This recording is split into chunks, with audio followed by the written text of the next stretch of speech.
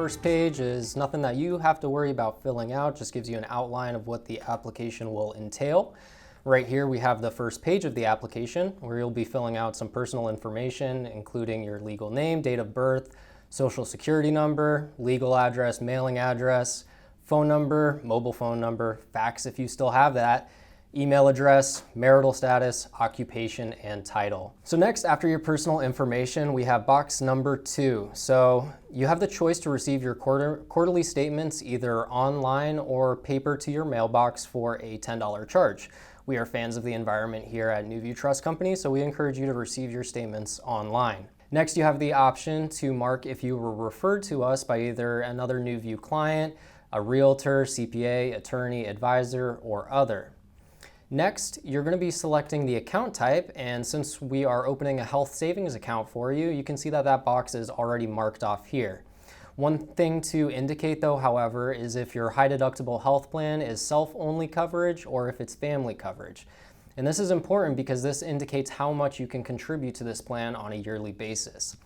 If it's self-only coverage, you can contribute a maximum of $3,600 a year if you're under the age of 55, and if you're over the age of 55, you can contribute an additional $1,000 for a total of $4,600.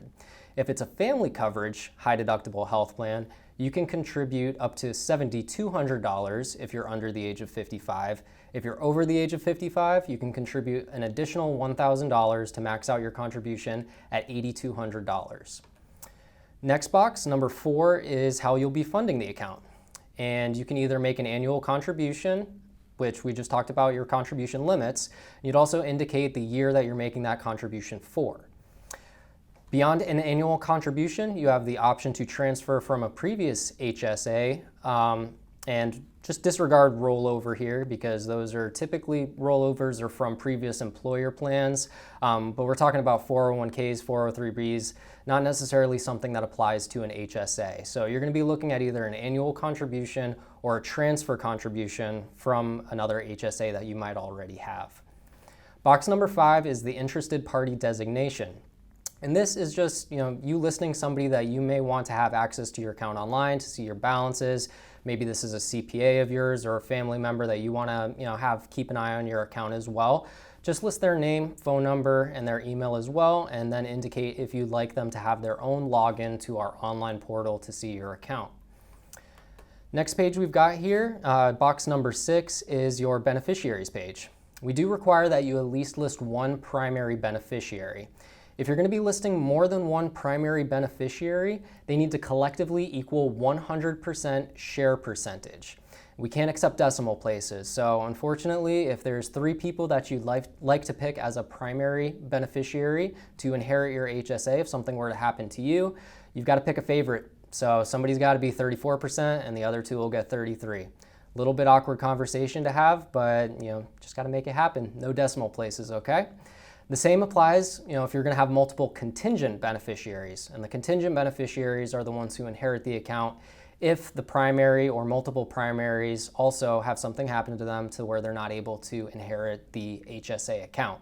So contingents, if it's going to be 1, just list them as 100%. If it's going to be more than 1, they need to collectively equal 100%. Next section is your signature here, and this is just for the beneficiary page, so sign and date it. Spousal consent only applies if you live in states such as Arizona, California, Idaho, Nevada, New Mexico, Texas, Washington, Louisiana, or I believe WI is Wyoming, but I'm not a geography major, so don't check me on that. But this is, if you live in one of these states, you just need spousal consent for your beneficiary page. So they just need to print and sign their name there, hereby giving consent to the above beneficiary designation. And here is our fee schedule page for the HSA or health savings account. And as you'll see here at the top, we do have some annual account fees, and there's specifically 2 of them. One is a $125 annual account fee that's charged upon the account opening and annually thereafter. Next, we have an asset holding fee, and for account values over $15,000, It's $325 for each asset upon purchase and annually thereafter, with a maximum asset holding fee of $1,950 annually, $1,950 capped. Now, if your account value is under $15,000, the asset holding fee is $75 for each asset upon purchase and annually thereafter, with a maximum holding fee of $450 annually. Now, you'd see that is a stark difference between the two, but the reason why we have such a lower asset holding fee for accounts valued under $15,000, because that's oftentimes accounts like this HSA. We have another smaller account, the ESA, the Education Savings Account. And I say smaller account not because you have any limitations on how large you can grow those accounts through your investments, but I say smaller because of their limited annual contribution amounts.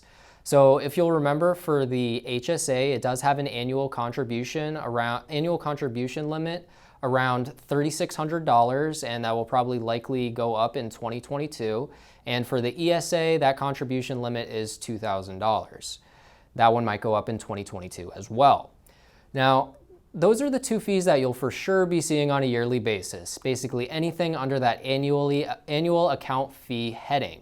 So just take that $125 and add it on to the asset holding fee, depending on the number of assets you plan on holding in your tax-sheltered investment vehicle like the HSA. So for example, if you held one asset in your HSA and it was valued at $10,000, on a yearly basis, you for sure would be being charged about around $200, right? Now, I say around because there might be some of these miscellaneous fees that come into play. As you'll see under this heading, miscellaneous fees, there is a $50 account establishment fee. If you decide to use overnight mail, that will cost you $30. Paper statements are $10, charged on an annual basis. You do have the option of having your statements sent to you electronically as well. If you decide to send wires to or from your IRA, HSA, basically any of the accounts we have here at NuView, you are going to get charged $30 for the wire. Returned items or stop payment requests, those are going to be $25. Fair market value stale dated asset is $75 charged annually. And what that means is if we request a fair market value update from you and you don't get it back to us in a timely manner, that's where this fair market value stale dated asset fee would come into play. And then, of course, a termination fee for your account if you close your account down and you send all your money elsewhere, but in the world of self-direction, we rarely see that happen. That would be 0.005 of the account value with a maximum of $250. Aside from that, any outside legal research and or attorney services and or fees will be billed directly to the client as a pass-through cost at the current billing rate of $350 per hour. Special services such as research of closed accounts, legal research, expedited investment review, or additional processing required for certain complex transactions at $150 per hour. With that being said, if you work with us closely and we make sure that everything is up to date, your paperwork is being handled properly, you will not see many of these miscellaneous fees. But like I said, if you're sending wires, sending overnight mail, you might have some minor charges in there as well. So take a close look at this fee schedule page, make sure things make sense for you. If anything is confusing, we're happy to help answer any questions. And after all that, the next decision for you to make is how you'd like to pay these fees. Now, you can have these fees come out of the undirected cash in your account, so cash that is uninvested, or you can choose to have your credit card charged, or you can have your credit card charged only when there's no cash funds available in your tax-sheltered investment vehicle. Now, while we don't make any recommendations as far as your investments, tax advice, anything of that nature, because it's not our role as an IRA custodian and fiduciary to your accounts, we don't give advice. This is a decision for you, but what I will say is that your tax-sheltered dollars are in tax-sheltered investment vehicles. There is oftentimes not many reasons why somebody would necessarily need to pay their custodial fees with their tax-sheltered dollars. And if it were me, I would probably like to keep most of my tax-sheltered dollars working for me through my investments rather than paying custodial fees that could otherwise be paid for with a credit card. Maybe you get some points or cash back for using that credit card. but it's just good to know that there is an option for you to maximize your tax-sheltered investment potential. So once you make those decisions, you're going to scroll down, or you're going to look to the bottom of the page and you're going to sign after printing your name and dating. Continues on to the next page, and we've got another signature for you here. So printed name here, signature there, and a date as well. Next up is the transfer form. So if you're making an annual contribution, you don't necessarily have to worry about filling out this form or submitting it. But if you have a previous HSA that you have started through a high deductible health plan and you're looking to move some of those funds over to your NuView HSA to be able to self-direct those investments, you will be filling out this transfer form. So similar to the first page of the HSA application, we're just asking for a little bit of personal information up here as far as your name, social, legal address, city, state, zip, phone number, and NuView account number. But keep in mind that if you're submitting this transfer form along with your application, you don't necessarily have to put in your NuView account number there.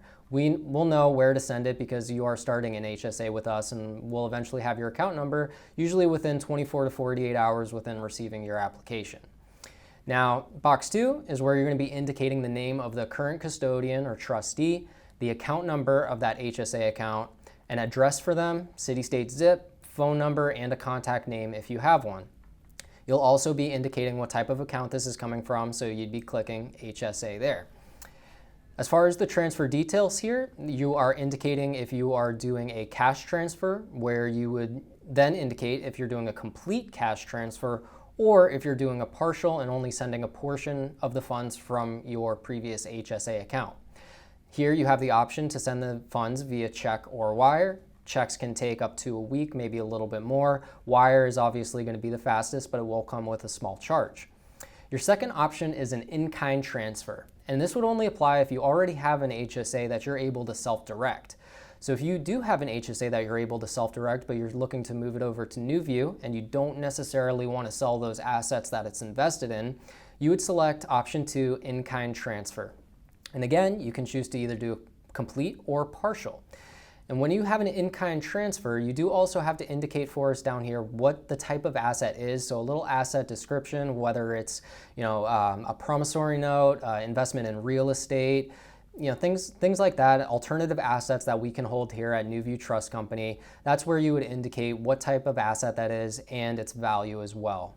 You also have the choice to send the request to the current custodian. When we send your transfer form out, we initiate that for you. You can indicate to us whether you'd like that to be sent via standard mail or overnight for a small fee of $20. So you've got your signature, a date, and over here is a Medallion Guarantee stamp. This only applies to a select few custodians, but it's worth maybe reaching out to them, finding out if they require a Medallion Guarantee stamp. Usually it's only if the assets in the account or the cash value of the account is over a certain amount of money. But just like anything else, it's always good to check first before submitting. If they do require it and we submit the transfer form, they may kick it back to us, and then we may have to delay the funding of your account because they required a stamp and we didn't have it on the first go around. As far as that goes, that's all we got. That's the HSA application. So if anybody has any questions, please feel free to reach out to IRA specialists at NuViewTrust.com. We'd be happy to help you walk through the application.